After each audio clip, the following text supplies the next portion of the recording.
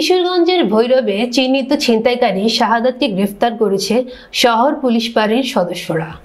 বৃহস্পতিবার সকাল 7টার সময় ছিনতাইকারী শাহাদাতকে তার নিজ বাড়ি থেকে গ্রেফতার করা হয় বলে জানায় পুলিশ।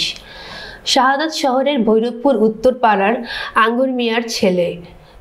বিস্তারিত ভৈরব প্রতিনিধি মোহাম্মদ মিজানুর রহমান পাটোয়ারির পাঠানো তথ্যচিত্রে।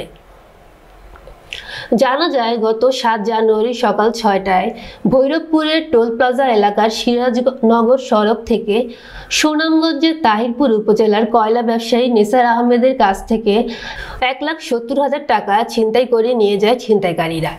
বিষয়টি পুলিশ জানতে পেরে ঘটনার পর থেকে ছিনতাইকারীদের গ্রেফতারে অভিযান শুরু করে।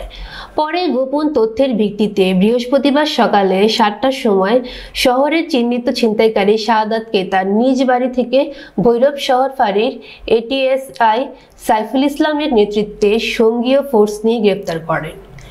শহর ফাঁড়ির এটিএসআই সাইফুল ইসলাম বলেন, শহরে ছিনতাইকারীদের উপদ্রব বেড়ে যাওয়ায় পুলিশ অভিযানে নামে। এরই ধারাবাহিকতায় আজ সকালে ছিনতাইকারী শাহাদাতকে তার বাড়ি থেকে গ্রেফতার করে ভৈরব থানায় সোপর্দ করা হয়েছে। বাকি ছিনতাইকারীদেরও গ্রেফতারের চেষ্টা অব্যাহত আছে।